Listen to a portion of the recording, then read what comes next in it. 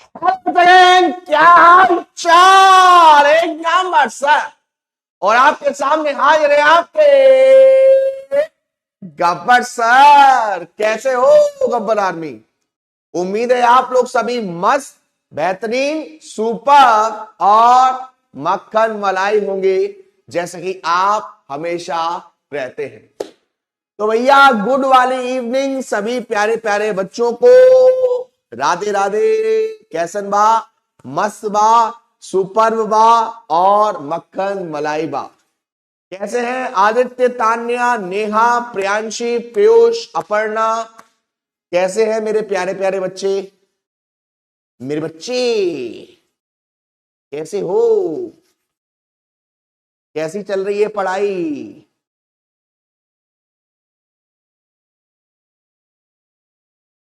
कैसी चल रही है पढ़ाई आप लोगों की?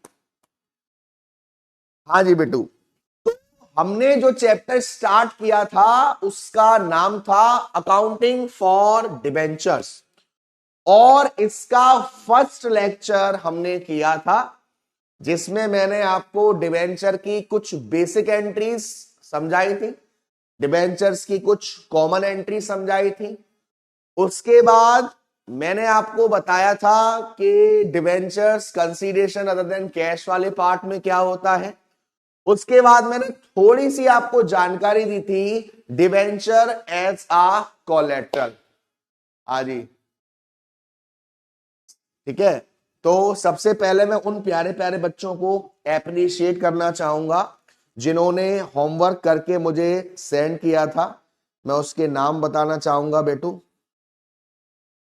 तो देखो भाई, साहिल, साहिल जी हैं, तनीषा, ईशु गुप्ता, अतुल कुशवाहा, सौरभ यादव, पीयूष, ये कुछ बच्चे हैं जिनसे मैंने होमवर्क के लिए कहा था। मैंने कहा था दिसंबर 2024 में जो पेपर आया था उसमें से शेयर्स के जो क्वेश्चन है, इंट्रोडक्शन टू अकाउंटिंग के क्वेश्चन है, और यहां तक डिबेंचर करवा दिया। इससे रिलेटेड अगर कोई क्वेश्चन है तो करिएगा। इन लोगों ने करा और मुझे सेंड किया और बिल्कुल सही किया। बहुत बहुत अच्छे बेटू, ऐसे ही पढ़ते रहिए, रोला ऑन द टॉप करते रहिए।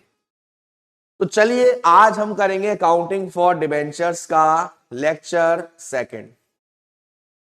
लेक्चर सेकंड को स्टार्ट करने से पहले कुछ बातें हैं, ओ बातें देख लेते हैं कौन सी बातें हैं।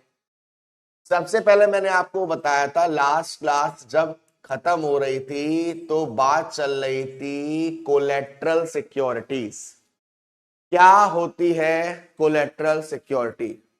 सर आप हमसे बड़े हो तो नाम के पीछे जी मत लगाया करो सर। बेटा जी, आप सभी मेरे प्यारे प्यारे भाई हैं, सभी मेरी प्यारी प्यारी बहनें हैं, और मेरा यह मानना है कि रेस्पेक्ट बड़े छोटे से नहीं होनी चाहिए, रेस्पेक्ट दिल से होनी चाहिए। और मैं अपने हर बच्चे का बहुत ज्यादा प्यार करता हूं।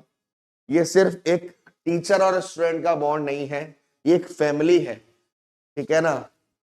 तो प्यार से ही प्यार बढ़ेगा, ठीक है बेटू? चलिए sir, hand writing notes upload नहीं हुए बेटा, मैं आज पक्का दोबारा बोलूंगा और आज अपलोड करवा दूंगा, ठीक है? चलिए, अब मेरा आपसे एक क्वेश्चन है क्या कोलेट्रल सिक्योरिटी, यानी कि जब आपने लोन लिया उसके बदले में आपने कुछ गिरवी रखा है, तो वो जो गिरवी रखी हुई चीज है वो आपकी प्राइमरी सिक्योरिटीज होती है या सेकेंडरी सिक्योरिटीज होती है? दोबारा मेरे क्वेश्चन को समझिएगा। Sir this is my first class of corporate accounting, आज से क्लास ज्वाइन कर सकते हैं? कर सकते हो बेटा। शायद थोड़ा सा इशू आएगा, बट देखना अगर आ रहा है ज्यादा तो पिछला कवर करिएगा। संजय बेटा वो सीए कॉर्पोरेट अकाउंटिंग को बोल रहे हैं बेटू, ठीक है? हाँ जी। तो क्या कोलेट्रल सिक्योरिटी हमारी एक प्राइमरी सिक्योरिटी होती है या सेकेंडरी होती है?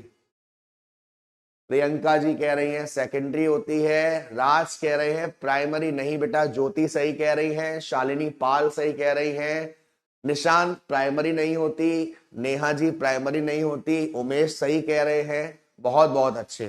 कोलेट्रल का केस कैसे पड़ा? मान लो हमने एक बैंक से लोन लिया और इसके बदले में हमने अपने घर के कागज गिरवी रख दिए। ये घर है, आपको तो मालूम है आपके भाई की ड्राइंग कितनी खतरनाक है। बहुत खतरनाक ड्राइंग है भाई, ऑस्कर मिल चुका है। तो ये घर मैंने गिरवी रख दिया है, ये घर मैंने गिरवी रख दिया है। अब जिससे मैंने लोन लिया है ना, वो ये कह रहे हैं कि भाई साहब ये घर अगर हम बेचेंगे तो सबसे पहले खरीदेगा कौन? खरीदने वाले ही पागल होगा। आप इसके साथ साथ कुछ और भी दीजिए ताकि हमें ये भरोसा रहे कि अगर आप हमें पैसा नहीं दोगे, अगर आप हमें पेमेंट नहीं दोगे तो हम उस पेमेंट को कहीं ना कहीं से रिकवर कर सकें। तो ठीक है, तो हमने क्या करा, हमने इसके साथ साथ डिबेंचर्स भी दे दिए, हमने इनके साथ साथ डिबेंचर्स भी दे दिए। इस केस को कहते हैं डिबेंचर्स एज आ कोलेट्रल सिक्योरिटीज। अब केस कैसे बनेगा? जब हम लोन का पेमेंट नहीं करेंगे तब जाके वो हमारे घर को बेचेगा, पैसा अर्न करेगा, और अगर इससे भी पैसा नहीं आया तब जाके वो हमारे डिबेंचर्स का यूज करेगा। यानी कि इन टर्म्स ऑफ परसेंटेज मैं आपसे पूछूं, मुझे बताइए कितने परसेंटेज चांसेस हैं आपके हिसाब से ये डिबेंचर्स तक पहुंचने के? 10%, 5%? यानी बहुत ही रेयर केस ऐसा हो सकता है जहां पर जिसने आपको लोन दिया है वो आपके डिबेंचर से पैसे को कमाए। यहां तक सब ओके है बेटू? ये बताओ, यहां तक सब ओके है? अब जब भी आप कोई लोन लेते हो, पैसा लेते हो, उसके बदले में जो गिरवी रख रहे हो वो आपके लिए एसेट्स ही तो है। Yes sir. तो यहां पर जो आपने डिबेंचर्स रखे हुए हैं, क्या ये इस जगह एसेट्स की तरह काम कर रहे हैं? क्या ये इस जगह एसेट्स की तरह काम कर रहे हैं? यानी कि यहां पर जो आपने डिबेंचर्स दिए हैं बेटू, क्या ये जो डिबेंचर्स हैं वो एक एसेट्स की तरह काम कर रहे हैं? हाँ या ना? कहां गए सारे लोग नालायक आज? एसेट्स की तरह काम कर रहे हैं ना? Right, yes sir. तो अब मेरे पास दो ऑप्शन है, या तो मैं डिबेंचर्स को एज आ कोलेट्रल सिक्योरिटी दिखा रहा हूं सबको, सबको बता रहा हूं कि देखो भाई साहब हमने अपने डिबेंचर्स को एज आ कोलेट्रल सिक्योरिटी इशू किया है, और या फिर मैं किसी को नहीं बता रहा, मैं सिर्फ आपको बता रहा हूं, देखो देखो गौर से, मैंने डिबेंचर को एज अ कोलेट्रल नहीं दिखाया, मैं नहीं बताऊंगा। तो दो ऑप्शन है, या तो आप जो आपने डिबेंचर को एज आ कोलेट्रल इशू किया है आप इसको शो नहीं कर रहे, आप किसी को बता नहीं रहे, और या फिर आप किसी को शो कर रहे। ऐसा होता है ना कि आपके किसी खास दोस्त ने आपको बात बताई और आपसे कहा यार देख तुझ पर मुझे भरोसा है, तू मेरे लिए बहुत कुछ है, मैं तुझे बता रहा हूं, तू किसी को मत बताइयो। अब जिसको बताया है वो अपने खास को बताएगा, वो अपने खास को, वो अपने खास को, और ऐसे ऐसे फैलते फैलते फैलते फैलते उस पर्सन को कहीं ना कहीं से मालूम पड़ जाएगी जो बात उसने तुम्हें बताई थी। तो उसे कहते हैं रायता फैलना, बात फैलना। तो वैसे यहां पर है कि जो आपने debenture as a collateral security issue करे हैं, अब आपके ऊपर है, या तो आप उसे शो नहीं कर रहे हो और या फिर आप उसे शो कर रहे हो। अगर शो नहीं कर रहे हो तो सिर्फ एक एंट्री पास होगी, और अगर शो कर रहे हो तो दो एंट्री पास होगी। तो देखिए, अगर आप शो नहीं कर रहे हो, आपने बैंक से लोन लिया, आपने किसी से पैसा लिया, आपके पास क्या आ रहा है? पैसा आ रहा है। तो पैसा आ रहा है तो बैंक अकाउंट डेबिट, और पैसा किससे आ रहा है भाई साहब? बैंक का लोन है। यानी कि एक जगह आपकी एसेट्स इंक्रीज हो रही है, इसलिए आपने बैंक अकाउंट को डेबिट किया है, और एक जगह आपकी लायबिलिटी इंक्रीज हो रही है, इसीलिए आपने बैंक लोन अकाउंट को क्रेडिट किया है। बराबर, यहां तक ओके है बेटू। अगर सर हमने debenture as a collateral issue किया है, इसको हम चिल्ला चिल्ला के बता रहे होते, तो ऐसे केस में हम क्या करते? ऐसे केस में हम ये पहली एंट्री तो पास करते ही करते, इसके साथ साथ एक और एंट्री पास करते, debentures suspense account debit to debenture, debenture suspense account debit to debenture. Sir ये एंट्री क्यों पास करी? यहां पर ये जो डिबेंचर सस्पेंस है वो एक एसेट्स की तरह है, यहां पर जो डिबेंचर सस्पेंस है वो एक एसेट्स की तरह है, इसलिए डेबिट करा और इसकी वजह से एसेट्स इंक्रीज हो रही है और लायबिलिटी भी इंक्रीज हो रही है, इसलिए हमने दोनों को यहां पर एंट्री पास करी। दोबारा से मेरी बात समझिएगा, अगर कंपनी डिबेंचर्स को एज अ कोलेट्रल इशू कर रही है तो कंपनी के पास ऑप्शन है कि आप उसको शो करोगे या आपको शो नहीं करोगे। ठीक है, अगर शो करोगे तो दो एंट्री, पहली वाली ये, दूसरी वाली ये, और अगर शो नहीं करोगे तो सिर्फ एक एंट्री। सर आपने ये एंट्री कैसे पास करी? मैंने किसी से लोन लिया, मेरे पास पैसा आया तो बैंक अकाउंट क्या हो गया? डेबिट हो गया, और पैसा लायबिलिटी है ना, उधार है ना, तो बैंक लोन क्रेडिट हो गया। मैंने डिबेंचर इशू करे हैं, एक एसेट्स की तरह काम कर रहे हैं ये, तो debenture suspense account debit to debentures. अब बताओ, अब क्लियर है बेटा दोनों एंट्री? कब एक एंट्री करनी है, कब दोनों एंट्री करनी है, अब क्लियर है बेटू? अब इसको थोड़ा सा विस्तार में समझते हैं, थोड़ा सा विस्तार में समझते हैं। कहां गया भाई विस्तार? ये रहा। देखो पहला मेथड, पहला मेथड बेटू, debenture issued as collateral security can be detail with in two ways. दो तरीके बताए मैंने बेटू आपको, पहला और दूसरा। पहला मेथड है, no entry is required to be shown in the books of account at the time of issue of such debenture because there is no immediate liability created by the company। जब आपने अपनी bank को debentures दिए हैं उसी समय आपको कोई भी एंट्री पास करने की जरूरत नहीं है।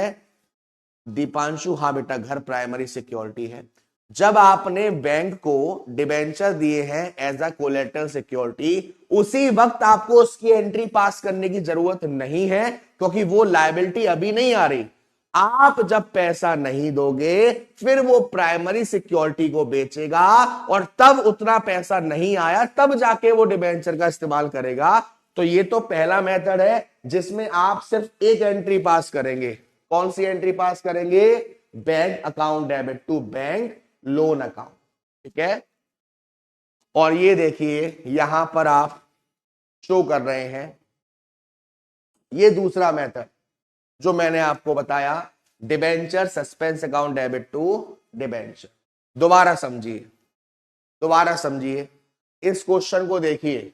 B limited secured an overdraft of ₹80,000 from the bank by issuing 912% debenture of ₹100 each as collateral, prepare the balance sheet of the company। ऐसे केस में एक ही एंट्री होगी, कौन सी? Bank account debit to bank loan account.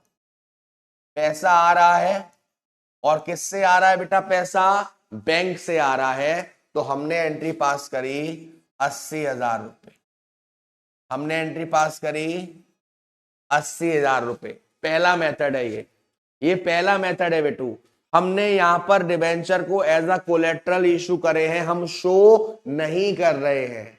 अगर इसमें कहा जाता कि शो करो तो दूसरी एंट्री क्या होती, बताओ फटाफट बेटू? दूसरी एंट्री क्या होती? Debenture suspense account debit to debenture. दूसरी एंट्री क्या होती? Debenture suspense account debit to debenture. अब क्लियर है बेटू ये वाला टॉपिक? अब क्लियर है ये वाला टॉपिक बेटू अच्छे से? दो एंट्री कब करनी है, एक एंट्री कब करनी है, यहां पे आपने शो भी करा है। देखो बेटा, बैंक ओवरड्राफ्ट 80,000 रुपए का आपने लायबिलिटी में शो भी करा है। दूसरा मेथड आपके पास, देखो कहां गया, दूसरा मेथड आपके पास ये रहा, दूसरा मेथड आपके पास ये रहा। दूसरा मेथड आपसे क्या कह रहा है, अगर आप शो कर रहे हो कि आपने डिबेंचर्स को दिया है, तो जब आपने डिबेंचर्स किसको दिया, लोन के रूप में बैंक को दिए डिबेंचर्स, तो आप एंट्री क्या पास करोगे, debenture suspense account debit to debenture. अगर आपने पेमेंट कर दिया और अब इस अकाउंट को आपको क्लोज करना है, तो इसी एंट्री को आप क्या कर दोगे, उल्टा कर दोगे, debentures account debit to debenture suspense account. Sir but जब कुछ भी गिवन ना हो तब बाय डिफॉल्ट कंसीडर करेंगे अगर गिवन है तो। बेटा जी अगर कुछ भी मेंशन नहीं है, आपको आपको क्वेश्चन में कुछ भी बोला नहीं गया है, तो आप सिर्फ फर्स्ट मेथड को फॉलो करिएगा। अगर चिल्ला चिल्ला के बोल रहा है कि आप शो करोगे कि आपने डिबेंचर एज अ कोलेटरल दिया है, तब आप एंट्री पास करेंगे सस्पेंस वाली। क्लियर है बेटू? क्लियर है यहां तक अच्छे से? ये बताओ यहां तक क्लियर है? सर नरेशन, बेटा नरेशन की इतनी क्या जल्दी पड़ती है आप लोगों को बेटू, नरेशन की इतनी आपको क्या जल्दी पड़ती है, मुझे समझ नहीं आता। क्यों रे नालायक हूं, नरेशन का ऐसा क्या हो जाता है? देखो चलो कोई बात नहीं, कोई बात नहीं, देखो मेरी बात समझिएगा अच्छे से। अब अगर मैं सेकंड मेथड को फॉलो करूं, तो पहली एंट्री क्या पास करूंगा, बैंक अकाउंट डेबिट, यहां पर ओवरड्राफ्ट है तो to bank overdraft, bank account debit to bank overdraft. कितने का, 80,000 रुपए का। अच्छा कितने बच्चों को मालूम है कि बैंक ओवरड्राफ्ट क्या होता है? मान लीजिए आपको किसी को पेमेंट करना है और आपके खाते में उतना पैसा नहीं है, तो बैंक वाले आपके ट्रांजैक्शंस को देखकर ये अलाउ कर देते हैं कि यार चलो पेमेंट कर दो, आप हमें बाद में दे देना। सर अगर चोर करके बोले रीपेड वाली भी करनी है क्या, हाँ बेटा ठीक है। तो बैंक ओवरड्राफ्ट का मतलब क्या होता है, आपके खाते में आपको किसी को पेमेंट करना था और आपने पेमेंट नहीं है आपके खाते में और बैंक वालों ने अलाउ कर दिया। आप मुझे बताओ ये जो बैंक ओवरड्राफ्ट है, ये आपके लिए करेंट लायबिलिटी है या नॉन करेंट लायबिलिटी है? क्या इसको आपको 1 साल के अंदर ही पेड करना पड़ेगा या आराम से 5, 10, 15 साल में पेड कर देना? हाँ जी, हाँ जी।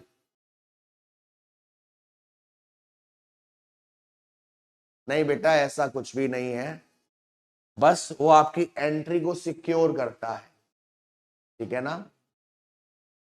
ठीक है भूमि बेटू, बताइए ये जो बैंक ओवरड्राफ्ट है ये आपके लिए क्या है, करंट लायबिलिटी है? क्या इसे हमें 1 साल के अंदर पेड करना पड़ेगा, यस या नो? करंट लायबिलिटी है, यस सर।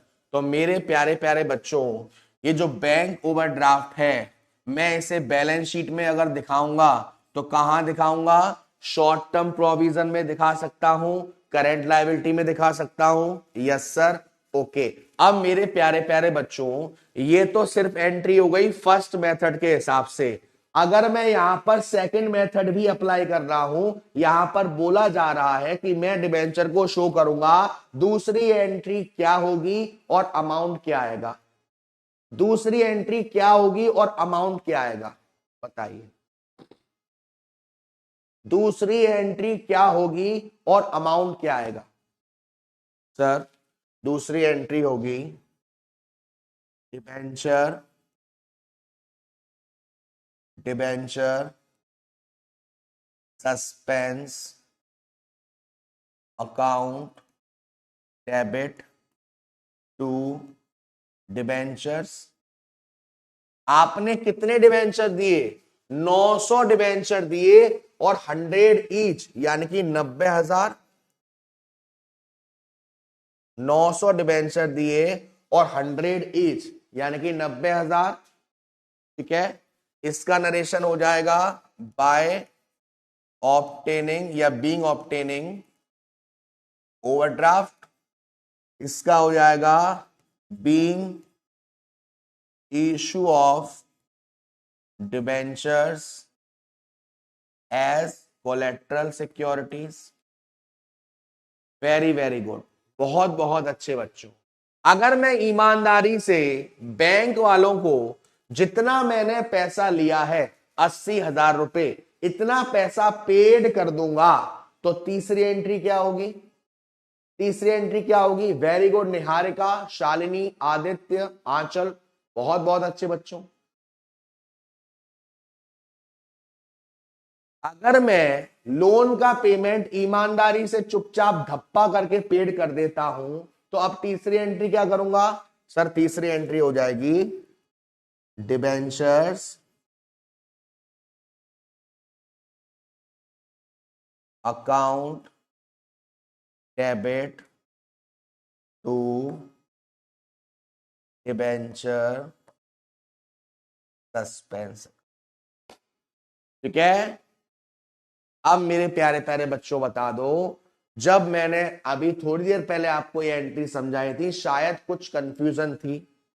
अब मैंने दोबारा समझाया और फिर उसके बाद एक क्वेश्चन से समझाया। अब आपको बेटू ये टॉपिक क्लियर है सभी को? अगर हाँ तो बस लिख दो क्लियर बा, मस्त बा, सुपर बा। अब सभी बच्चों क्लियर है? एक एक बच्चों क्लियर है बेटू?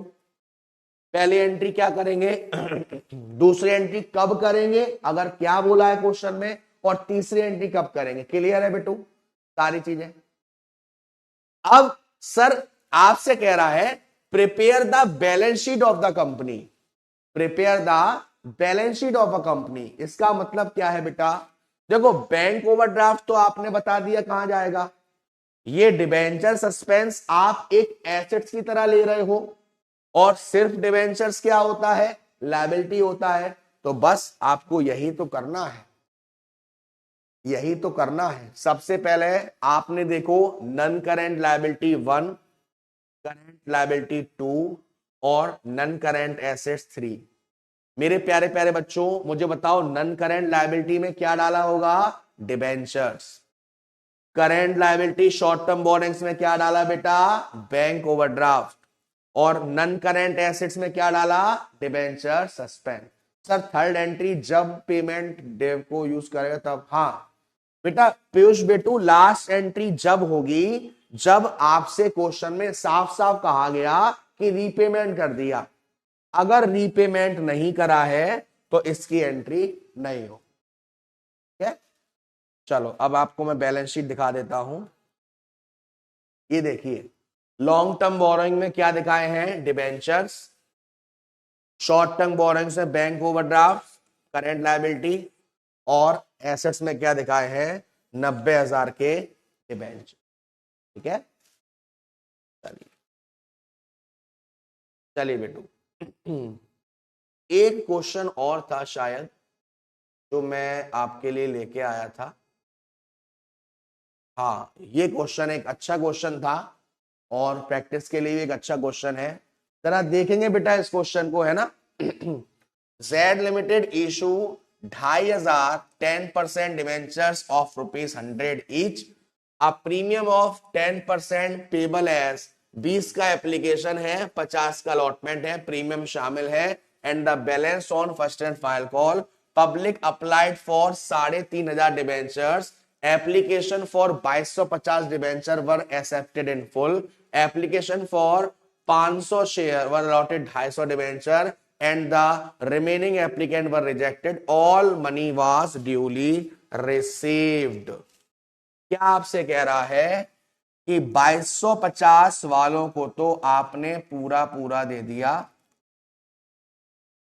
2,250, और जिन्होंने 500 मांगे थे उनको आपने दिए, अरे यार एक जीरो ज्यादा लगा दिया, उनको आपने दिए 250। अब देखो ये कितना हो गया बेटा 2750, ये कितना हो गया 2750, और टोटल कितने आए हैं डिवेंचर 3500। मुझे बताओ कितने डिवेंचर हमने वापस कर दिए, कितने डिवेंचर हमने वापस कर दिए बताओ। 2250 वालों को 2250 डिबेंचर दिए, जिन्होंने 500 डिबेंचर मांगे थे उनको 250 डिबेंचर दिए, बाकी का बचा कुचा वापस कर दिया। कितने डिबेंचर हमने वापस कर दिए बताइए, दीजिए जवाब फटाफट से सभी लोग।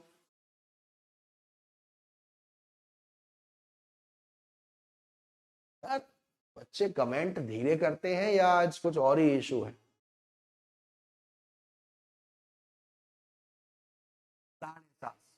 750, वेरी गुड बेटा जी, क्योंकि 3500 डिबेंचर्स मांगे थे, जिसमें से 2750 का तो आपको यही दिख रहा है।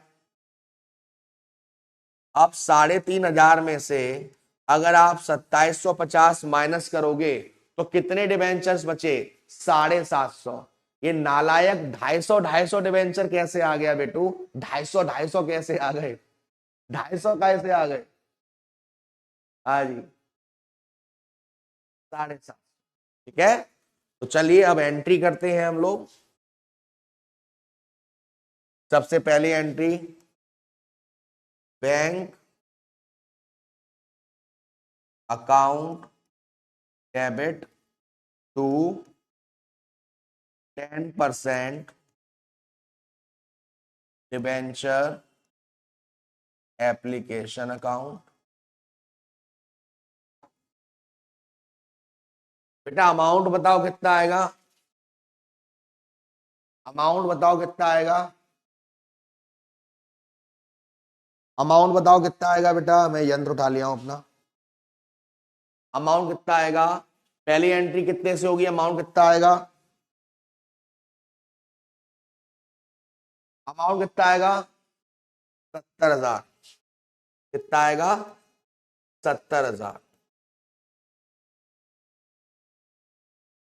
वेरी गुड दिव्या, कमल, आदित्य, पीयूष, आनंद, अर्शी, समोसे कहां गए।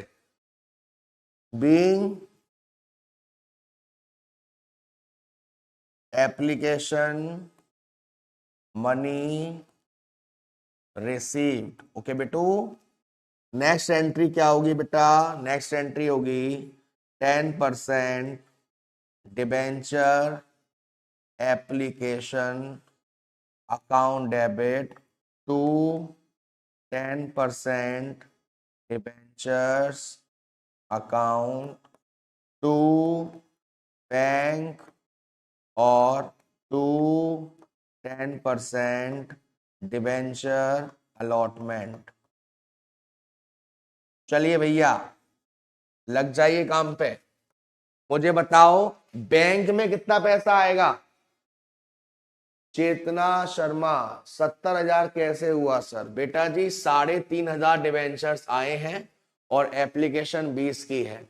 ओवर सब्सक्रिप्शन वाले केस में पहली एंट्री उस अमाउंट से होती है जो पब्लिक ने मांगे, तो 3,500 इंटू 20 70,000 आ गया। बैंक में अमाउंट कितना आएगा बेटा बताओ, मैं तब तक अपना कैलकुलेट कर लेता हूं। बैंक में अमाउंट कितना आएगा बताओ भाई, बताओ बताओ। बैंक में बानी कौर बिल्कुल सही बेटा 15,000। गौरव वेरी गुड, संजय जी 15,000, अर्शी 15, भूमि, इक्षा, प्रियांशी, यश, आदित्य, नेहा, पीयूष, साक्षी, कोयल, राज, बहुत अच्छे बच्चों। कितना आएगा 15,000। कैसे आया, 750 डिबेंचर वापस करे हैं और 20 के हिसाब से, तो ये आ गया 15,000 बैंक में। यहां कितना आएगा 70,000। बेटा जी अलॉटमेंट में कितना आएगा, डिबेंचर अलॉटमेंट में कितना आएगा, डिबेंचर अलॉटमेंट में आएगा 500 वालों को 250 दिए हैं, यानी कि 250 एडजस्ट कर दिए, 250 इंटू 20 आएगा 5,000। तो 5,000 आ गया यहां पर, 5,000 आ गया यहाँ पर। ठीक है बच्चों, अब हम इसको प्लस करके इससे माइनस कर देंगे तो आ जाएगा 50,000। ठीक है, कितना आ जाएगा? 50,000। ठीक है, अब क्योंकि यहां नीचे जगह नहीं है इतनी नरेशन लिखने की, बट इसका नरेशन हो जाएगा बीइंग एप्लीकेशन मनी एडजस्टेड। इसका नरेशन हो जाएगा बीइंग एप्लीकेशन मनी एडजस्टेड। अब सारी की सारी जो एंट्री है वो किससे होंगी बेटा? 3,500 से या 2,500 से? अब जितनी भी एंट्री होगी वो किससे होगी? ऑप्शन ए 2,500 या ऑप्शन बी 3,500। बताओ भाई, पोल नहीं करवाया, बहुत देर हो गई। बताओ अब सारी की सारी एंट्री किससे होगी? बच्चों के सामने नहीं डांटना।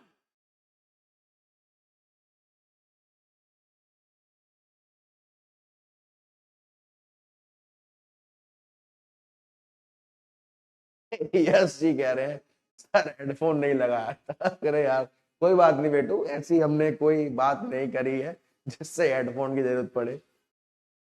ना मैं जानू, ये ऑप्शन होगा। 88% बच्चे सही हैं, बहुत अच्छा। तो अब अलॉटमेंट की एंट्री करते हैं। अलॉटमेंट की एंट्री क्या होगी? 10% debentures allotment account debit to 10% debenture. बेटा जी प्रीमियम था, तो क्या ये मेरी एंट्री सही है? नहीं सर, अभी इसमें आएगा सिक्योरिटीज प्रीमियम।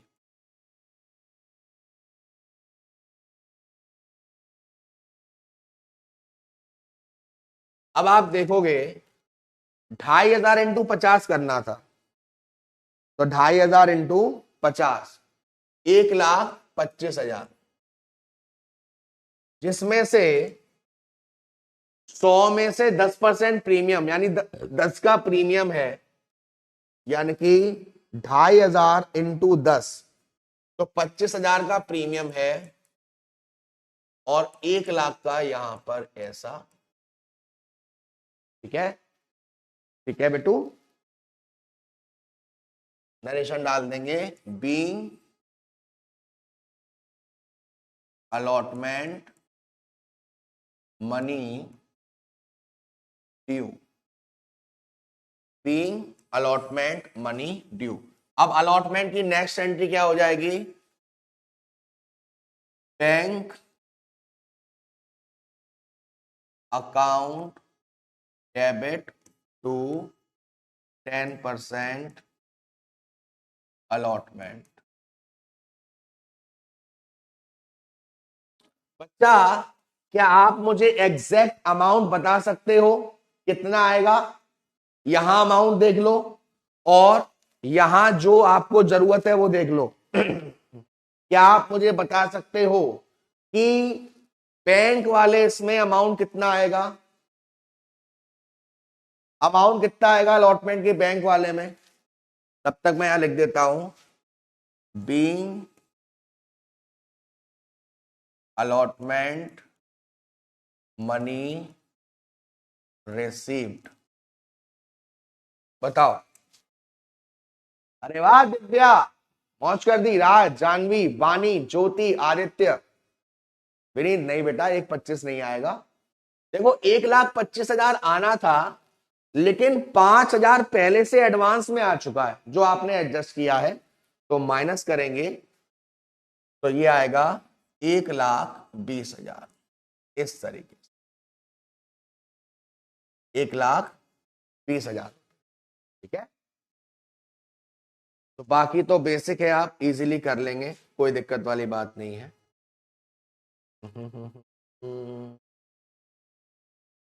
चलो ये हो गया आपका कोलेट्रल। अब हम चलते हैं उस क्वेश्चंस पर जहां पर आपका एक कॉमन टॉपिक है, एक इंपॉर्टेंट टॉपिक है और आने के चांसेस भी रहते हैं। ठीक है, terms of issue of debentures. जब भी आप डिबेंचर्स को इशू करते हो तो कुछ टर्म्स एंड कंडीशंस होती हैं, उसके हिसाब से आप डिबेंचर्स को इशू करते हो। फॉर एग्जाम्पल, आपने डिबेंचर्स को प्रीमियम पर इशू करा है, रिडीम पार पर कर रहे हैं, पार पर इशू करा है, पार पर ही रिडीम कर रहे हैं। इस तरीके से जो केसेस होते हैं जिसमें रीपेमेंट आप जो करते हो वैसे। When a company issue debenture, it usually mention the terms on which they will be redeemed on their maturity. जब भी कंपनी डिबेंचर्स को इशू करती है तो इन डिबेंचर्स का पेमेंट किस तरह करेगी वो साफ साफ लिख देती है कि इस तरह से हम पेमेंट करेंगे। रिडेम्पशन ऑफ डिबेंचर का मतलब होता है लायबिलिटी को डिस्चार्ज करना, पेमेंट करना डिबेंचर्स का, उसे हम बोलते हैं रिडेम्पशन। ठीक है ना। Debenture can be redeem either और एट अ प्रीमियम। जो आपके डिबेंचर है उसका पेमेंट आप पार पर भी कर सकते हो, यानी कि वही फेस वैल्यू पर, या प्रीमियम पर भी कर सकते हो, यानी ज्यादा पर, डिस्काउंट पर पेड नहीं कर सकते। तो बेसिकली इसकी 6 कंडीशंस होती हैं। ये आपकी 6 कंडीशन आपके सामने है। Issued at par, redeem at par, यानी कि आपने 100 रुपए लिए हैं और 100 ही रुपए दे रहे हो। Issue at discount, redeem at par, यानी कम पैसे ले रहे हो और पूरे पैसे दोगे। प्रीमियम पर इशू करा, रिडीम एट पार। ये 3 जो है इसको देखकर आपको कुछ ऐसा फील होगा,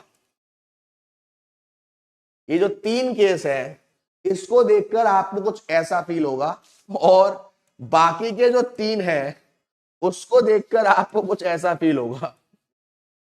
जो 3 है ना, ये इसको देखकर तो कुछ ऐसा फील होगा मेरी तरह, और बाकी के जो 3 है उसको देखकर कुछ ऐसा फील होगा। तो 1 बाय 1 हम केसेस को समझते हैं और 1 बाय 1 हम एंट्रीज को पास करते हैं। ठीक है, और मैं एंट्री आपसे ही करवाऊंगा ताकि आपको और क्रिस्टल क्लियर हो जाए। ठीक है, चलिए, तो इसके लिए मैं आपको अपनी तरह से समझाऊंगा। सबसे पहले मुझे बताओ, अगर आपने डिबेंचर्स को इशू किया, right, issued at par, redeem at par, यानी कि जब आप इशू कर रहे हो तो अभी फेस वैल्यू पर ही कर रहे हो, रिडीम कर रहे हो तो अभी फेस वैल्यू पर ही कर रहे हो। मेरे प्यारे प्यारे बच्चों, बताओ क्या एंट्री होगी? सर, आपके पास पैसा आएगा और आपके पास से डिबेंचर्स जाएगा। ठीक है, जितने डिबेंचर जा रहे हैं उतना ही पैसा आ रहा है। मान लो 1 लाख रुपए के डिबेंचर, ये पहला केस हो गया। ये पहला केस हो गया bank account debit to debenture, क्योंकि इशूड भी पार पर हुआ, रिडीम भी पार पर हुआ, राइट? Yes sir. नेक्स्ट देखते हैं केस नंबर 2। केस नंबर 2 देखते हैं। Issued at discount, redeem at par, यानी कि आप इशू तो डिस्काउंट पर कर रहे हो, रिडीम पार पर कर रहे हो। मेरे प्यारे प्यारे बच्चों, अगर मैं किसी को डिबेंचर डिस्काउंट पर दे रहा हूं तो क्या मैं सारा का सारा पैसा ले रहा हूं या कुछ कम पैसा ले रहा हूं? सर, कुछ कम पैसा ले रहे हो। क्या आप मुझे उसकी एंट्री बता सकते हैं? देखिए sir, bank account debit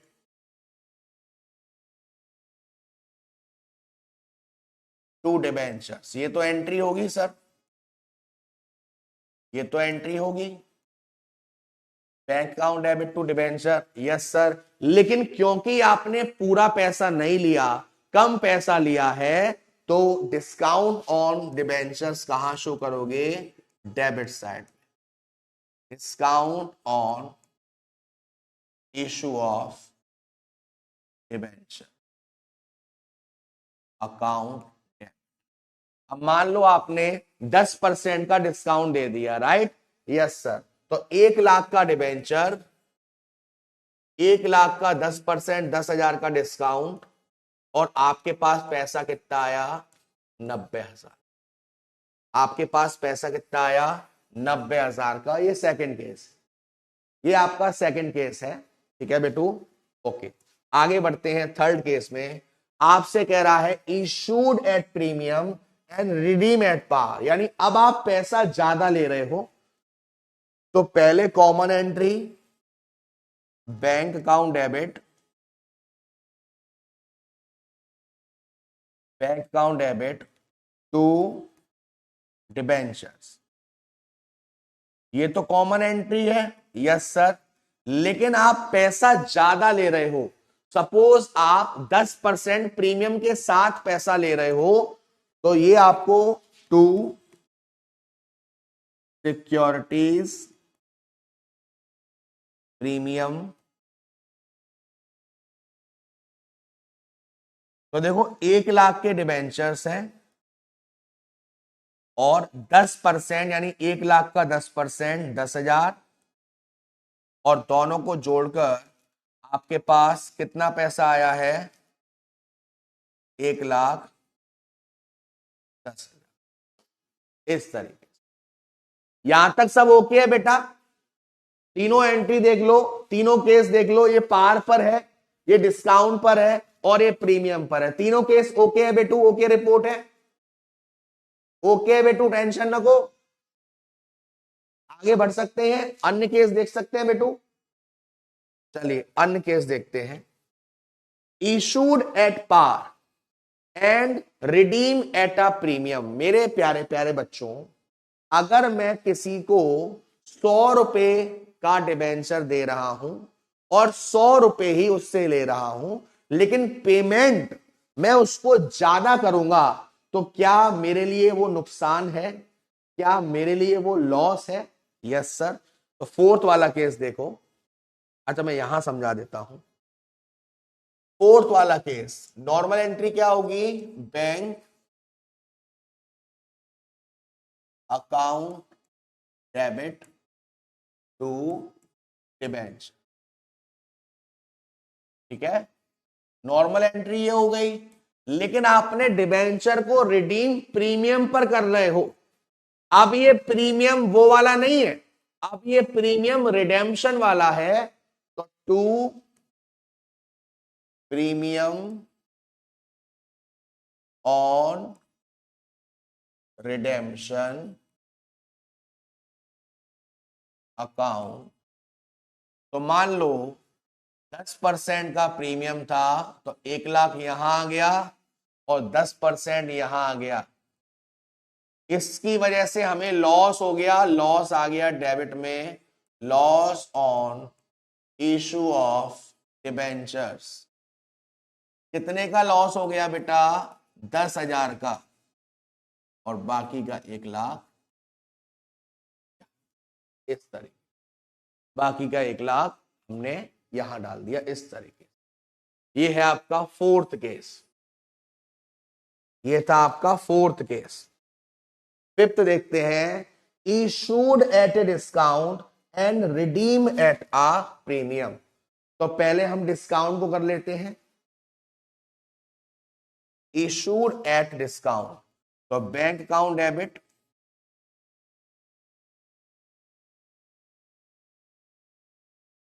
discount on issue of debentures account debit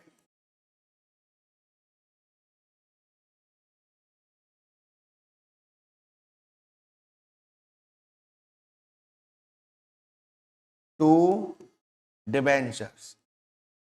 ये तो वो केस हो गया जहां पर आपने डिस्काउंट को शो कर दिया, है ना। ये तो वो केस हो गया जहां पर बेटू आपने डिस्काउंट को शो कर दिया, ठीक है। अब सपोज 10% का डिस्काउंट था और 10% का ही प्रीमियम है। तो पहले यहां पर डिबेंचर 1 लाख, 1 लाख का 10% आपने डिस्काउंट में डाल दिया, 10,000 रुपए, और पैसा कितना आया आपके पास, 90,000 रुपए। लेकिन अब आपसे कह रहा है प्रीमियम भी 10% है, तो यहां पर तो प्रीमियम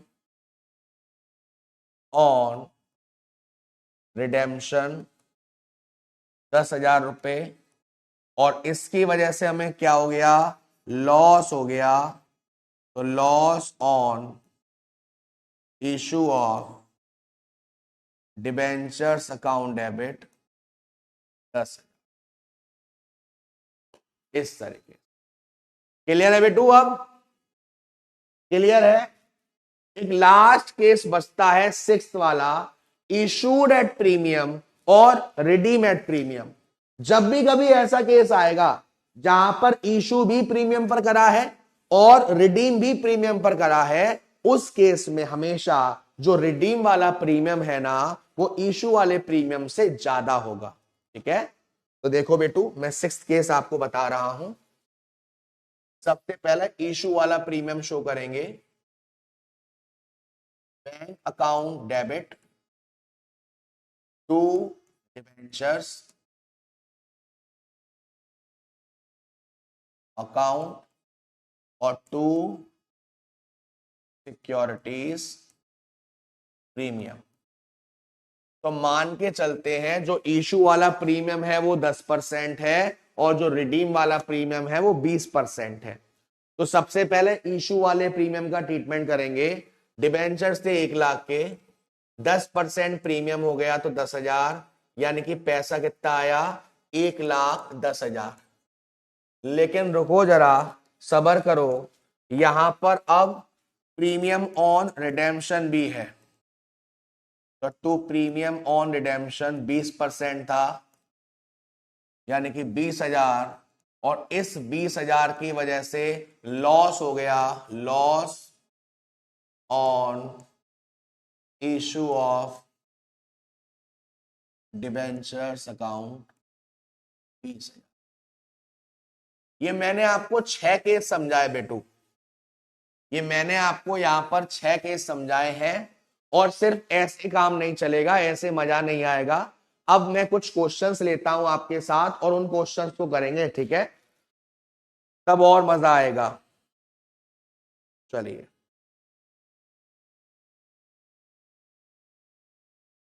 देखो ये क्वेश्चन है आपके सामने, ये क्वेश्चन है, ठीक है? मैं आपको बता दूं, इसे ये काट के 10,000 डिवेंचर्स कर लेना, ठीक है? 10,000 डिवेंचर्स कर लेना, ठीक है? ठीक है बेटू, अब सब साथ साथ देखेंगे, सब साथ साथ देखेंगे और करेंगे।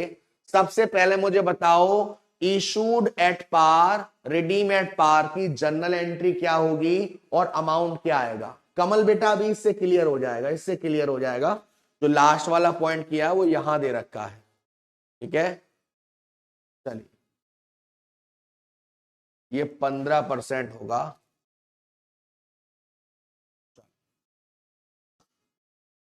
चलिए, सबसे पहली एंट्री क्या होगी बेटा? Issued at par, redeem at par. देखो, सबसे पहली एंट्री होगी बैंक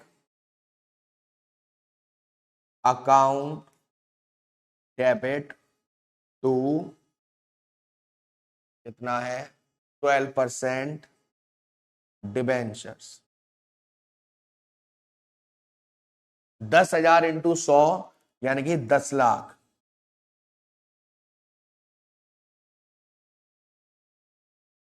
ठीक है? 10 लाख, ठीक है? 10,000 इंटू 100 पहली एंट्री हो गई, कोई दिक्कत की बात नहीं है। और आप भी उछल उछल के दुआ कर रहे होंगे कि एग्जाम में ऐसी एंट्री आ जाए, ठीक है ना? ऐसी आएगी, टेंशन मत लो। सेकंड वाला है at 10% discount and redeem at par. देखो इस केस की एंट्री क्या होगी? बैंक अकाउंट डेबिट, डिस्काउंट भी है साथ में, तो discount on issue of debentures account debit to 12% debenture. तो देखो बेटा, 10 लाख के डिबेंचर्स थे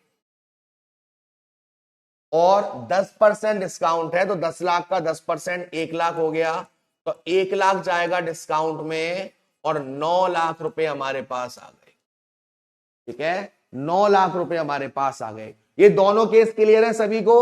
सुशांत, अपर्णा, प्रियांशी, आदित्य, बेटू सबको क्लियर है? अर्शी, पीयूष, चेतन, आयुषी, सबके नाम याद होते जा रहे हैं तो ये सारे केस क्लियर है बेटू सभी को? दोनों, दो केस क्लियर हैं दोनों?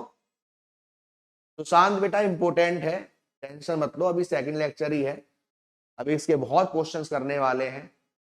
आई नो कि आप ऐसा क्यों पूछ रहे हैं, ऐसा दो ही केस में पूछता है बच्चा, जब ज्यादा अच्छे से समझ में आ जाए, जब दिक्कत दे रहा हो। हम हर चैप्टर को बहुत अच्छे से करके चलेंगे क्योंकि हमें सिर्फ रौला ही करना है। चलिए थर्ड केस देखिए, at 10% premium redeem at par, इसकी एंट्री क्या होगी देखते हैं। प्रीमियम पर इशू करा है तो bank account debit to 12% debentures account और टू सिक्योरिटीज प्रीमियम अकाउंट, ये एंट्री करेंगे। Bank account debit to 12% debentures और टू सिक्योरिटी प्रीमियम। तो देखो बेटा 10 लाख के डिबेंचर्स हैं और 10% का प्रीमियम, तो 10 लाख का 10% 1 लाख, और दोनों को जोड़कर कितना पैसा आ गया? 11 लाख। कितना पैसा आ गया? 11। सर 12% क्यों दिया है अगर हम 10%? अवंती बेटा 12% दिया नहीं है, यहां पर दे रखा है जो डिबेंचर्स है वो 12%, इसीलिए मैं हर एंट्री में 12 लिख रहा हूं।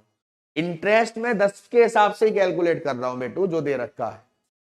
ठीक है, चलिए फोर्थ केस कह रहा है 10% प्रीमियम पर इशू किया है और 15% प्रीमियम पर रिडीम किया है। ठीक है, तो देखो बेटा यहां ले लेते हैं fourth case. Fourth case entry क्या होगी? Bank account debit to debentures और दो प्रीमियम है बेटा, दो प्रीमियम है, तो एक सिक्योरिटीज प्रीमियम है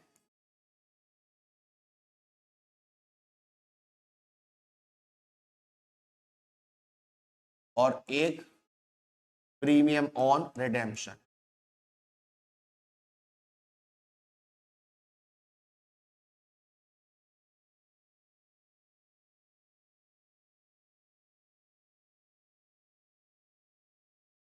तो देखो बेटा 10% है, 10 लाख के डिबेंचर्स थे, 10 लाख का 10% प्रीमियम लिया 1 लाख, तो पैसा आ गया 11 लाख। अब 15% रिडीम वाला है।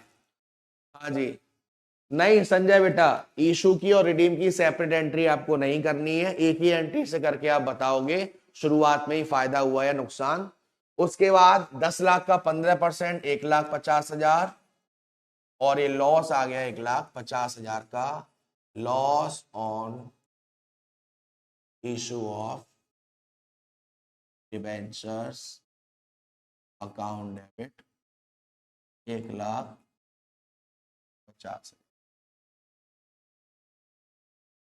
1,50,000। ओके बेटू, चलो तो ये 4 हो गया बेटा, ये हो गया, ये भी हो गया, ये भी हो गया, ये भी हो गया।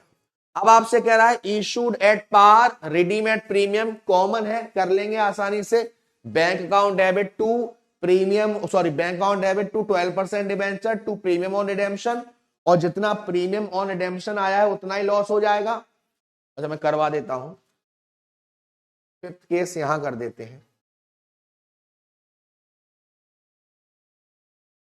Bank account debit to 12% debentures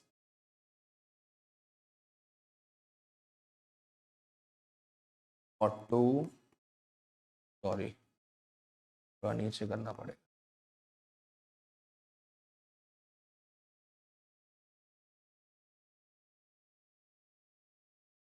to 12% debentures और टू प्रीमियम ऑन रिडेम्पशन। तो देखो 10 लाख के डिवेंचर से बेटा, ठीक है, और 10 लाख ही रुपए आए हैं, 5% का प्रीमियम है, 5% का प्रीमियम है। पीयूष, प्रीमियम ऑन रिडेम्पशन 1,50,000 कैसे होगा? बेटा जी 15% का रिडेम्पशन है प्रीमियम का, और 10 लाख का 15%, 1.5 लाख आया बेटू। अर्शी जी के लिए एक और समोसा, जोरदार समोसा। अर्शी जी, झूठी खाई थी कसम जो निभाई नहीं, सारी रात मैंने चटनी रखी लेकिन तू समोसा लाई नहीं। वाह वाह वाह वाह वाह वाह, छा गए छा गए छा गए। तो देखो बेटा 10 लाख का 5% यानी कि 50,000, और इस 50,000 की वजह से हमको लॉस हुआ, loss on issue of debentures. तो ये हो गया रौला, 50,000 का लॉस हो गया, 50,000 का लॉस हो गया भाई। पर हम कॉमर्स वाले हैं, छोटा मोटा लॉस तो हम देखते भी नहीं है, देखते भी नहीं, नजरअंदाज कर देते, ठीक है। तो 6th वाले में कह रहा है at 10% discount redeem at a premium of 5%। तो हम इसको देख लेते हैं यहां पर। तो इतने सारे कलर हैं, समझ में नहीं आता कौन सा लूं। आप लोगों को कौन सा फेवरेट कलर है? मुझे आज तक नहीं मालूम पड़ा मेरा फेवरेट कौन सा है। कभी येलो है, कभी at 10% discount redeem at 5% premium. तो देखो बेटा, बैंक अकाउंट डेबिट, आप चाहो तो इस डिस्काउंट को भी लॉस में शो कर सकते हो। Bank account debit, discount on issue of debentures account debit, loss on issue of debentures account debit to 12% debentures और to premium on redemption, to premium on redemption, ठीक है। भूमि जी कह रही हैं black and white, Priyanshi ji कह रही ब्लैक एंड व्हाइट। ओहो क्या बात है, आदित्य जी भी कह रहे हैं क्या बात है। अच्छा है किसी ने पिंक नहीं बोला सर कॉमर्स वालों को पैसे के कलर, क्या बात है क्या बात है। देखो आपके भाई ने सब कर लिया, लेकिन कभी भी मोबाइल के बैक कवर पर पैसा नहीं रखा भाई। अभी तो नहीं रखा भाई ने, नहीं रखा है भाई। अरे चलो, तो देखो भैया 10% का डिस्काउंट है, तो पहले 10 लाख तो यहां डाल दिए,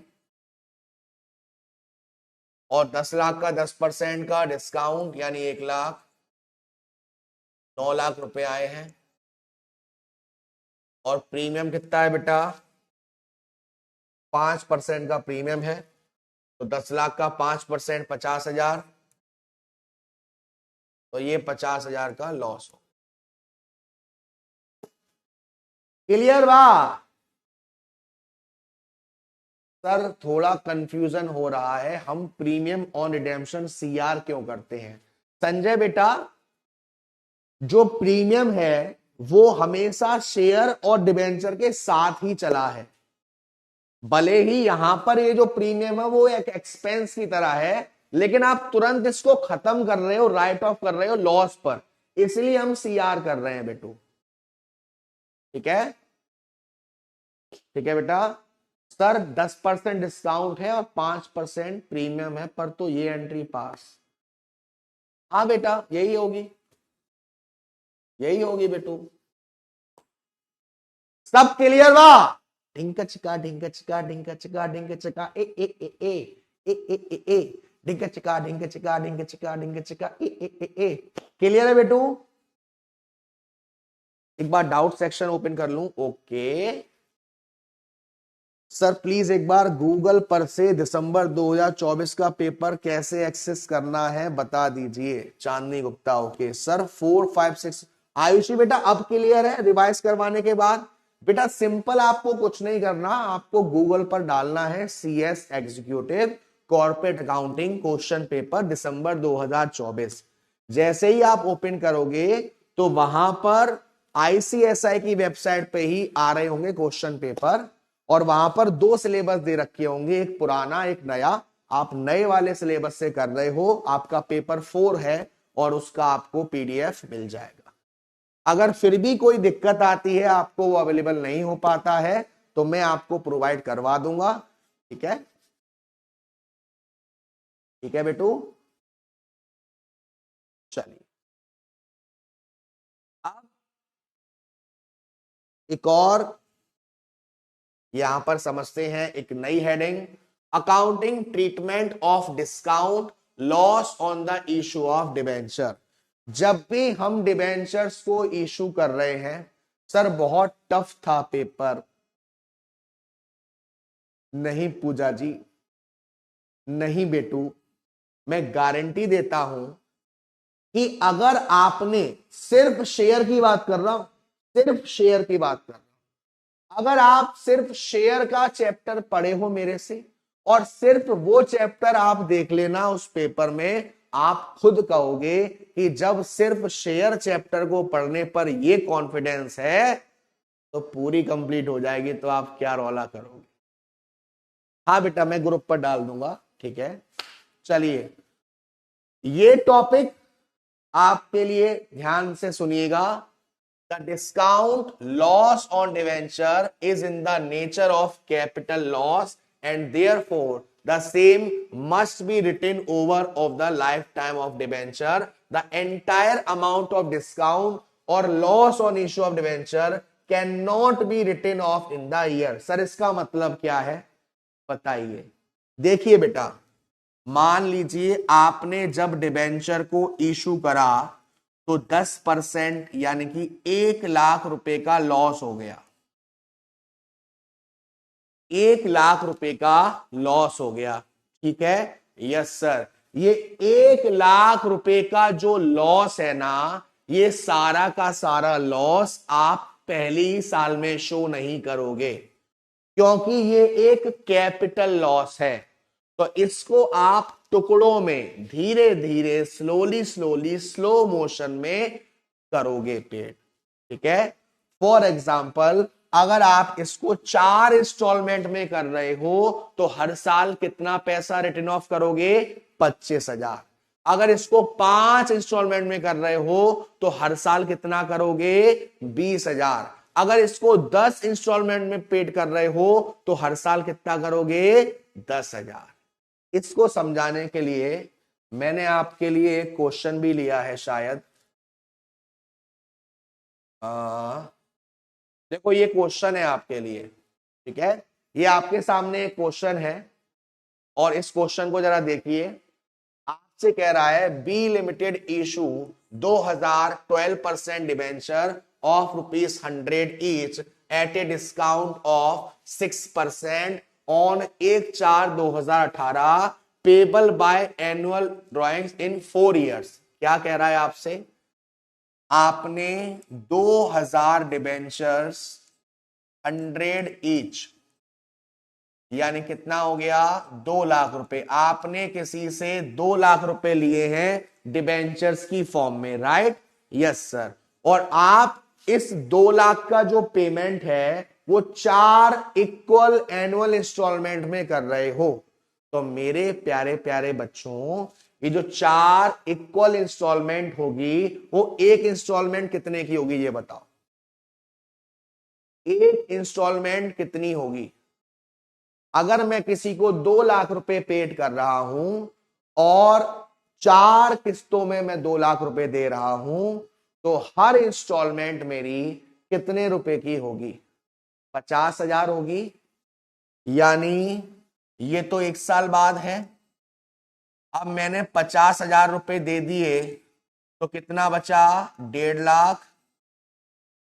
फिर 50,000 दे दिए, कितना बचा? 1 लाख। फिर 50,000 दे दिए, कितना बचा? 50,000। और लास्ट में ये 50,000 खत्म हो जाएगा। राइट? Yes sir. तो अगर मैं आपसे कहूं कि इनको रेशियो में अरेंज करो, तो क्या आप रेशियो में अरेंज कर सकते हो? देखो सब में कॉमन क्या है? 50,000। 50,000 एक बार, 50,000 दो बार, 50,000 तीन बार, 50,000 चार बार, यानी रेशियो आ गया 4:3:2:1। ये रेशियो आ गया आपका। यहां तक ओके है? पहले तो ये बताओ, यहां तक सब ओके है जो मैं आपको समझाना चाह रहा हूं? दोबारा से समझो। हमने 2,000 डिबेंचर इशू करे 100 ईच के हिसाब से, तो 2 लाख रुपए के डिबेंचर हमने इशू करे। अब हम इस 2 लाख रुपए को 4 इंस्टॉलमेंट में पेड कर रहे हैं, और हर इंस्टॉलमेंट बेटू कितने की है? 50,000 रुपए की है। तो पहली जब इंस्टॉलमेंट पेड करी तो 1.5 लाख बचा, दूसरी करी तो 1 लाख बचा, तीसरी करी तो 50 बचा, और लास्ट पर 50,000 खत्म हो जाएगा। अगर मैं इसको रेशियो में काउंट करूं तो ये मैंने रेशियो निकाल लिया 4:3:1। मेरे प्यारे प्यारे बच्चों, मुझे बताओ, मुझे लॉस कितने का हो रहा है? चलो आप लोग बताओ, मुझे लॉस कितने का हो रहा है? क्या बता सकते हो आप लोग? मुझे लॉस कितने का हो रहा है जब ये डिबेंचर मैंने इशू करे? तो मुझे लॉस कितने का हो रहा है?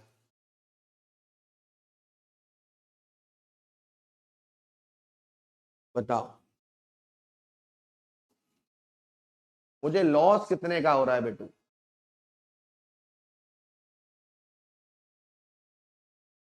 वेरी गुड कमल, बहुत अच्छे बेटू।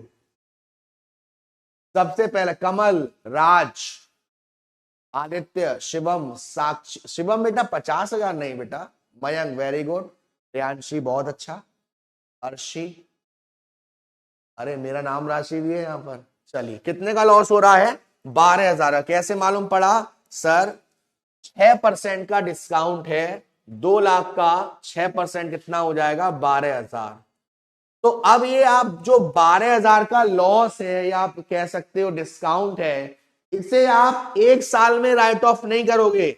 इसे भी आप कितनी साल में राइट ऑफ करोगे? 4 साल में। कितनी साल में?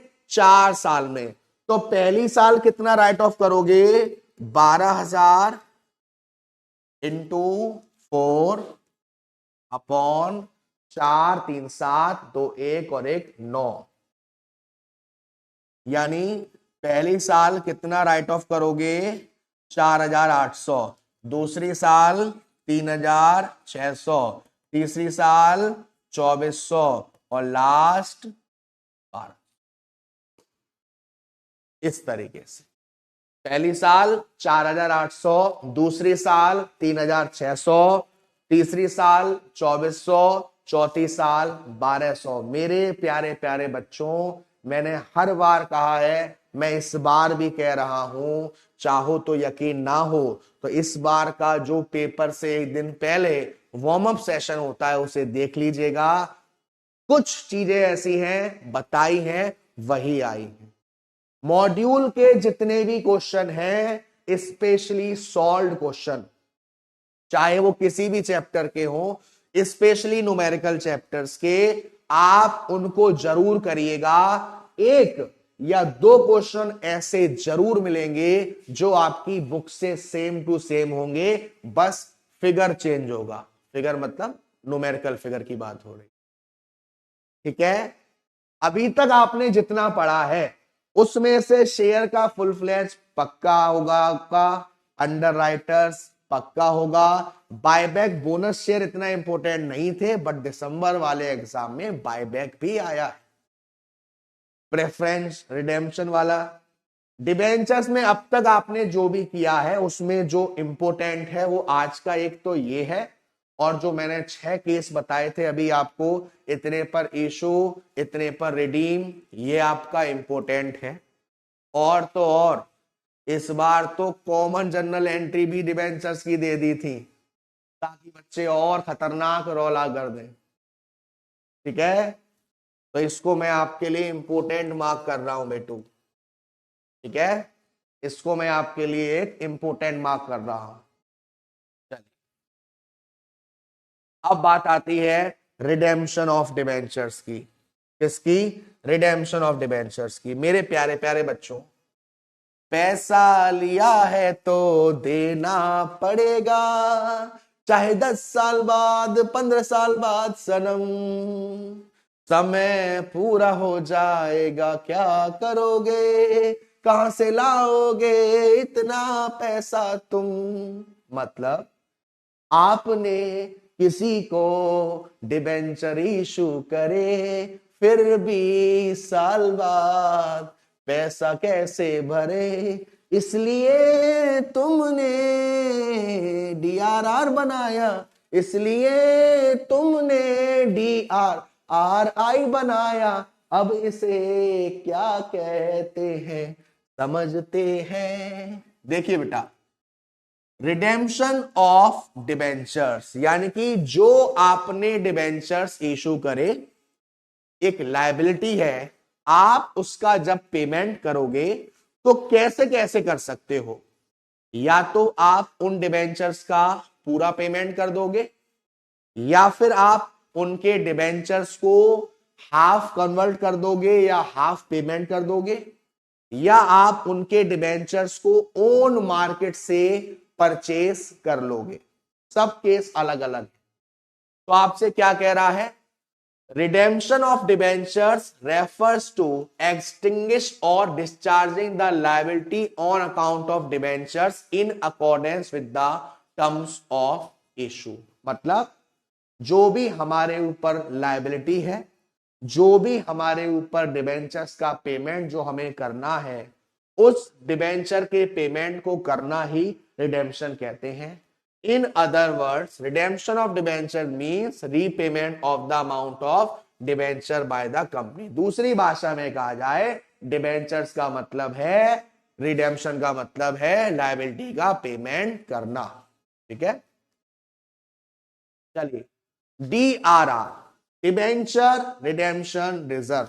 मेरे प्यारे प्यारे बच्चों, अगर मुझे कुछ साल बाद किसी का पेमेंट करना है और अचानक से मैं वो पैसा कहां से लाऊंगा, तो हम एक ऑप्शन क्रिएट करते हैं जिसको बोलते हैं DRR, डिबेंचर रिडेम्पशन रिजर्व।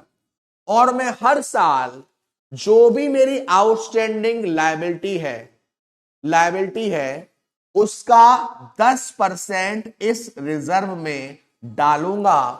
कहां से? प्रॉफिट एंड लॉस में से। ताकि जैसे जैसे पेमेंट का टाइम आता जाएगा, वैसे वैसे इस रिजर्व में उतना पैसा हो जाएगा जितना मुझे डिबेंचर्स का पेमेंट करना है। उसको कहते हैं डिबेंचर रिडेम्पशन रिजर्व। लेकिन जैसा मैंने कहा, ये रिजर्व आप खुद ही क्रिएट कर रहे हो एक लायबिलिटी को पेड करने के लिए। तो इस रिजर्व को आप एक लायबिलिटी की तरह देख सकते हो। Yes sir.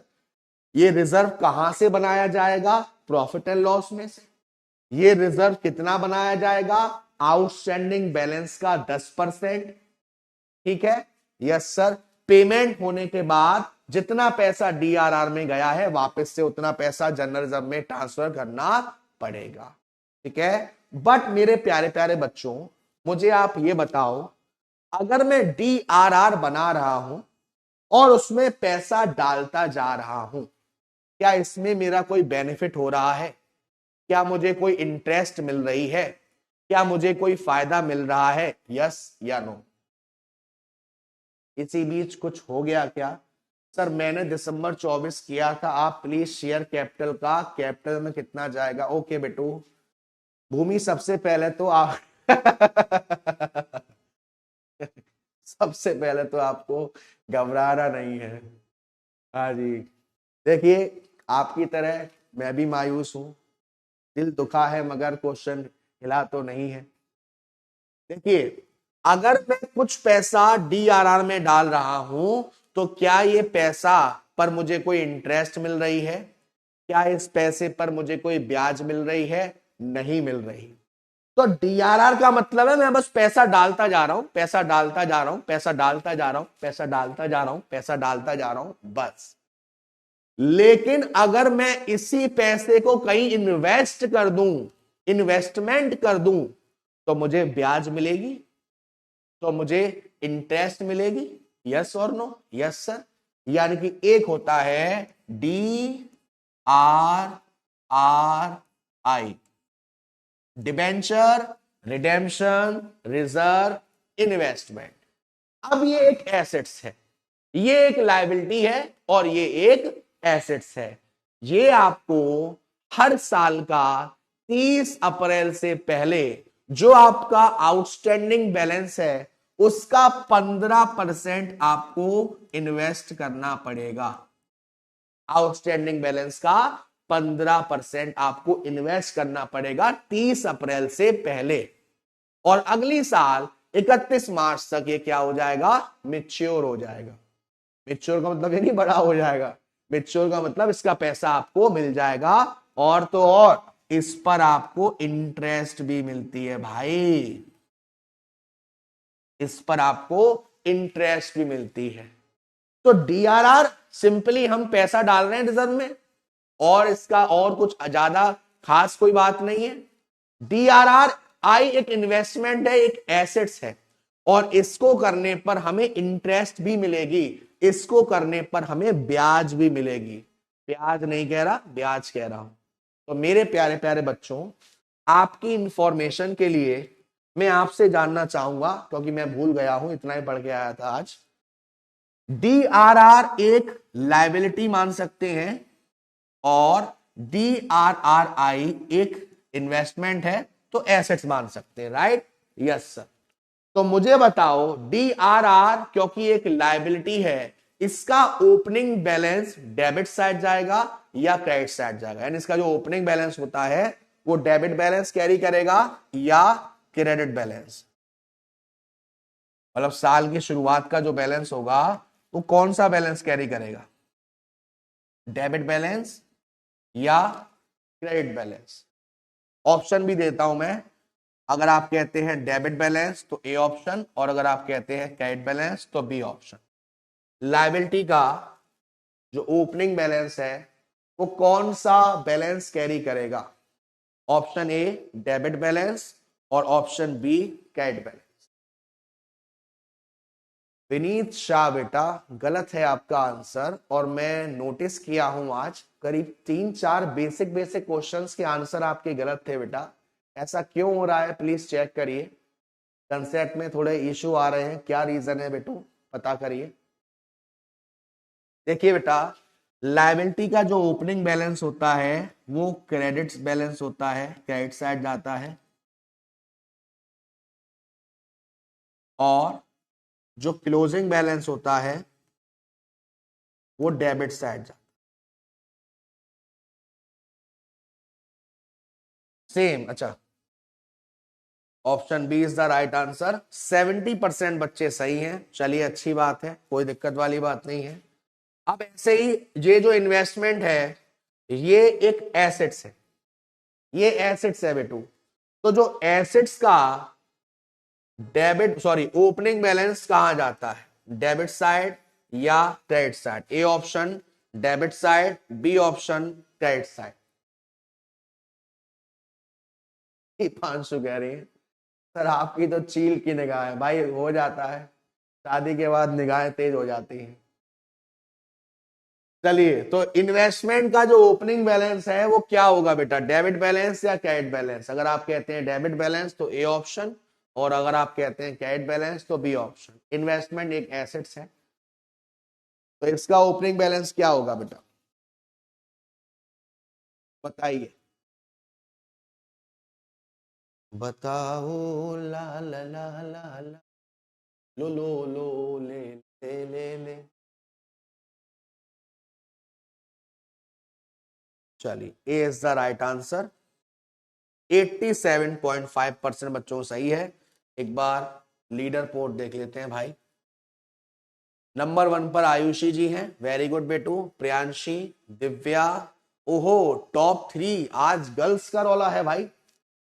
उसके बाद आदित्य, नेहा, ऋषम, पीयूष, रोशन, संजय, क्रिश।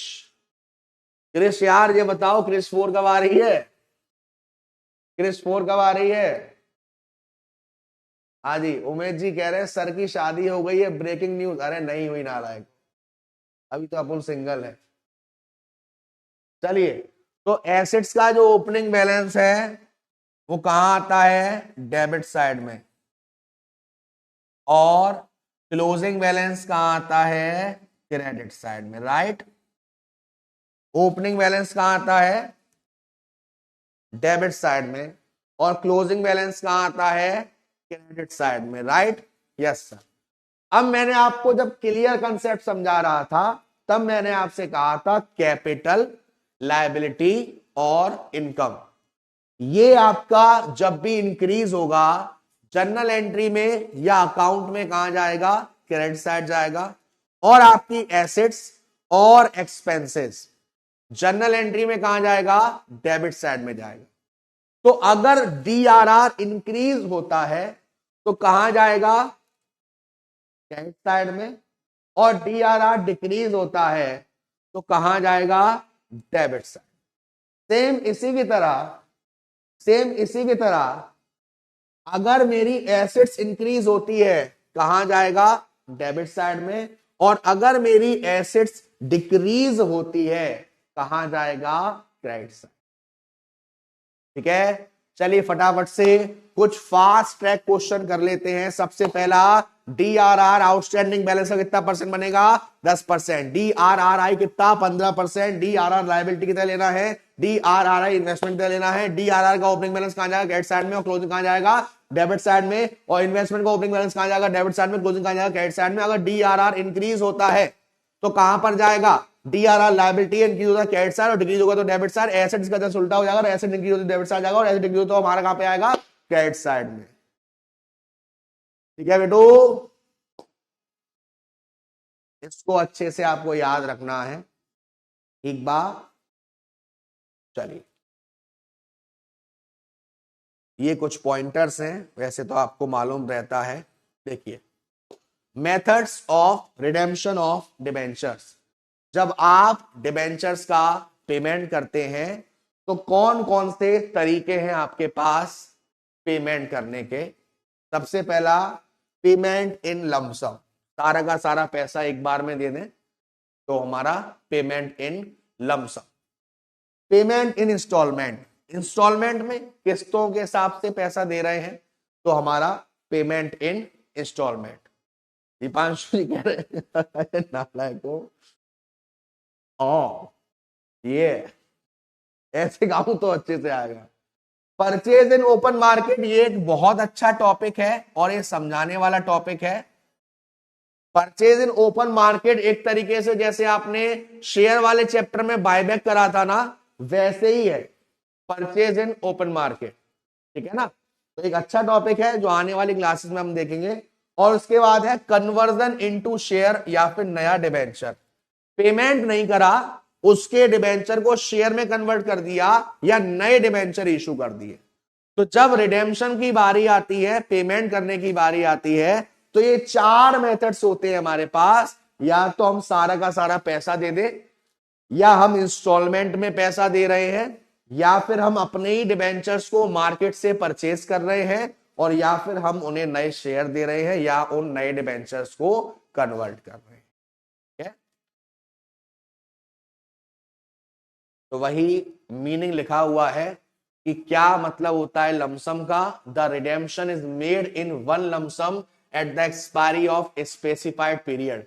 जो समय आपने दिया था वो समय आ गया और उसको आपने सारा का सारा पेमेंट कर दिया, उसको नहीं, मतलब डिबेंचर होल्डर को। एनुअल इंस्टॉलमेंट और ड्रॉ बाय लॉट्स, हर साल कुछ ना कुछ पैसा दिया, शेयर्स में कन्वर्ट कर दिया, और purchase of its own debenture in open market. ठीक है सर, सबसे इजी कौन सा होता है? कमल बेटा, अगर आपको कंसेप्ट अच्छे से आ रहे हैं, चीजें में आपको बहुत अच्छे से क्लैरिटी हो रही है तो सभी इजी है, कुछ भी हार्ड नहीं है। और कहते ना, तेरा भाई किससे कम है और तेरे भाई में भी दम है। हाँ, तेरा भाई किससे कम है, हाँ तेरे भाई में भी दम है। चलिए बेटू, तो ये एक प्यारा सा क्वेश्चन है आपके लिए, इसको आप एज अ होमवर्क ले सकते हो। ठीक है, तो कुछ क्वेश्चंस मैं आपको देना चाहूंगा एज अ होमवर्क। देखिए, सबसे पहले आप कुछ क्वेश्चंस कर लीजिएगा बेटा एज अ होमवर्क में। सबसे पहले बोनस शेयर के बारे में थोड़ा सा थ्योरी पढ़ लीजिएगा। ठीक है ना, बोनस शेयर क्या होता है, कब इशू होते हैं, कैसे कैसे इश्यूज होते हैं, ये सारी चीजें बोनस शेयर के बारे में। न्यूमेरिकल नहीं कह रहा, न्यूमेरिकल नहीं कह रहा, थ्योरी कह रहा हूं बेटू। ठीक है, सेम बायबैक में, बायबैक क्या होता है, कब होता है, कितने परसेंट पे कौन सा रेजुलेशन चाहिए, क्या क्या चीजें आपको देखनी पड़ेंगी बायबैक करने के लिए। उसके बाद जो गोल्डन रूल्स हैं, पर्सनल अकाउंट, रियल अकाउंट और नॉमिनल अकाउंट। जो गोल्डन रूल्स हैं आपके, personal account, real account, nominal account. ठीक है, और जहां तक मुझे लगता है ये वाला जो टॉपिक है वो शायद आपने कंपनी लॉ में पढ़ लिया होगा। हाँ, प्रियांशी जी ने बोल ही दिया कि बोनस शेयर वाला जो पार्ट है वो आपने कंपनी लॉ में पढ़ लिया होगा। अच्छी बात है, बहुत अच्छी बात है। ये तीनों ही आपका होमवर्क है और ये तीनों ही आपके थ्योरी के पार्ट के लिए मैंने दिए हैं आपको। सबसे पहला बोनस शेयर के बारे में डिटेल, दूसरा बायबैक शेयर कब करते हैं, कैसे करते हैं, कितना परसेंट तक कर सकते हैं, क्या क्या स्टेप्स होते हैं, क्या क्या एंट्रीज होती हैं, और golden rules personal, real, nominal. Personal account का रूल क्या होता है, पर्सनल अकाउंट में क्या क्या आता है, रियल अकाउंट का रूल क्या होता है, रियल में क्या क्या आता है, और नॉमिनल अकाउंट का रूल क्या होता है और नॉमिनल में क्या क्या आता है बेटू। ठीक है, ठीक है बेटू, पक्का कर लेंगे, डॉला कर देंगे। अच्छा, अभी मैं आपसे पूछता हूं कि इंट्रोडक्शन टू अकाउंटिंग हमारा रैप अप हो चुका है, शेयर्स वाला चैप्टर खत्म हो चुका है, डिबेंचर्स के दो लेक्चर हुए हैं। अगर मैं आपसे पूछूं कि अगर इनमें से आपकी कॉर्पोरेट में 15 नंबर के क्वेश्चंस आ गए, या चलो 20 नंबर के क्वेश्चंस आ गए, यहां तक जितना पढ़ाया है वहां तक, कितने नंबर छाप दोगे, कितने नंबर छाप दोगे बेटू? अगर 15 नंबर का आपके पेपर में आ गया इतने चैप्टर्स में से, तो कितने नंबर छाप दोगे?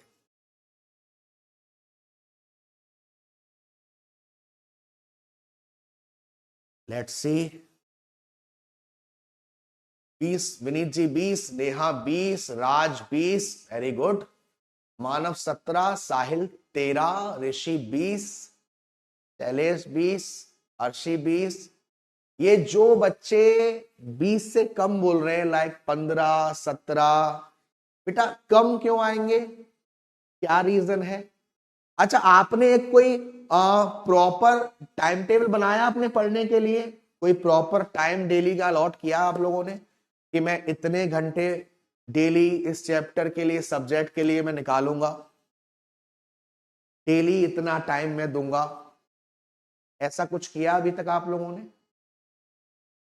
अच्छा, मैं कुछ आपको सजेस्ट करूं, मतलब वैसे तो आप लोगों ने शायद सब अच्छा कर लिया होगा, लेकिन मैं कुछ अपनी तरफ से सजेस्ट करूं जो मैं करता था, जो मैं मुझे अच्छा लगता है। क्योंकि हो सकता है बहुत सारे बच्चों के पास ऑफिस की जॉब हो सकता है किसी के कॉलेज के हेडक रहता हो सकता है कुछ बच्चे थोड़ा समझ नहीं पाते हैं, है ना।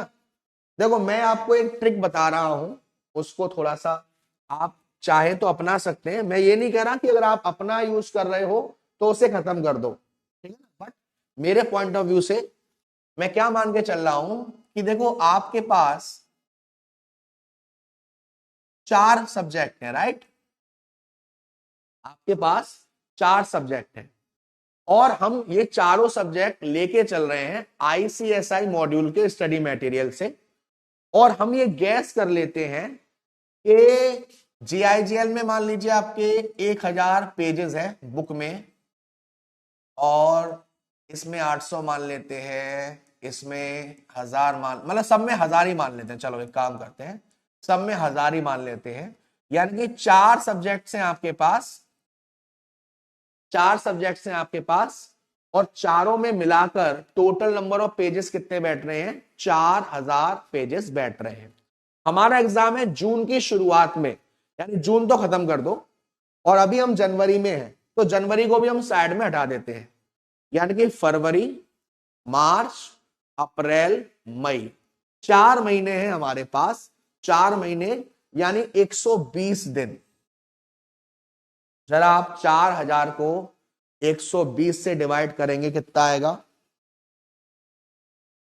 4000 को 120 से डिवाइड करोगे तो 33 आएगा कुछ। 4000 को 120 से डिवाइड करोगे तो 33 आएगा, राउंड ऑफ करके 34 कर लेते हैं। यानी कि इतने पेज अगर आप डेली पढ़ते हो तो आपका एक बार कंप्लीट रिवीजन हो जाएगा। लेकिन आपको चाहिए नहीं सर 2 बार हो जाए, मल्टीप्लाइड बाई 2, डेली 68 पेज। आप चाह रहे हो 3 बार हो जाए, multiplied by 3, daily and so on. इस तरीके से 102 पेज अगर आप चाहते हो 3 बार मेरा कोर्स खत्म हो जाए, ठीक है। बट इस पेजेस में आपको क्या करना है? आप कह रहे हो सर मैं दिन में 3 बार पढ़ सकता हूं, मैं दिन में 4 बार पढ़ सकता हूं, भले ही 1-1 घंटे का स्लॉट हो आपका, भले ही आधे-आधे घंटे का हो। जैसे आपका टारगेट है मुझे 2 बार खत्म करना है, एक दिन में 68 पेज, और आप 3 बार में पढ़ने बैठ रहे हो, डिवाइडेड बाई 1 बार पढ़ने बैठूंगा, कम से कम इतने पेजेस पढ़ के ही उठूंगा। ऐसा पढ़ोगे ना, मैं गारंटी देता हूं मालूम भी नहीं पड़ेगा कब कब कोर्स होता जा रहा है, और एक डायरेक्शन में आपका चलेगा। ठीक है ना? ठीक है बेटू, सब हो जाएगा। लेकिन अब आपको सीरियस होके पढ़ना पड़ेगा, ये ध्यान रखिएगा बेटू। ये मेरी मतलब ऐसा नहीं है मैं कहूंगा करो ही करो, बट काफी इफेक्टिव है। कुछ भी सब्जेक्ट पढ़ सकते हो। बहुत सारे बीच में पेजेस ऐसे होते हैं जो फालतू के होते हैं, जो काम के नहीं होते, वो भी हमने यहाँ पर काउंट किए। जिनके पास 7 सब्जेक्ट हो वो भी इसको फॉलो कर सकते हैं सेम डायरेक्शन में। ठीक है बेटू, तो चलिए फटाफट से आज के लिए इतना ही, और अगली मुलाकात होगी आपसे अगली क्लास में। क्या बात है, अगली मुलाकात होगी अगली क्लास में। तो तब तक के लिए अपना ध्यान रखिएगा, खाना पीना खाते रहिएगा, माँ बाप का ध्यान रखिएगा। टाटा। घर पे है सबके आटा, नहीं पढ़ोगे पढ़ोगे चाटा, और नहीं पढ़ोगे तो काले कुत्ते ने है काटा। वाह वाह वाह, क्या बात, मजा आ गया। तो आज के लिए इतना ही, अगली मुलाकात होगी आपसे अगली क्लास में। तब तक के लिए अपना ध्यान रखिएगा, खाना पीना खाते रहिएगा, माँ बाप का ध्यान रखिएगा, पढ़ते रहिएगा बेटू। टाटा, bye bye, see you. Gabbar sir, Gabbar army, hashtag रॉला on the top. Love you बच्चों, टेक केयर।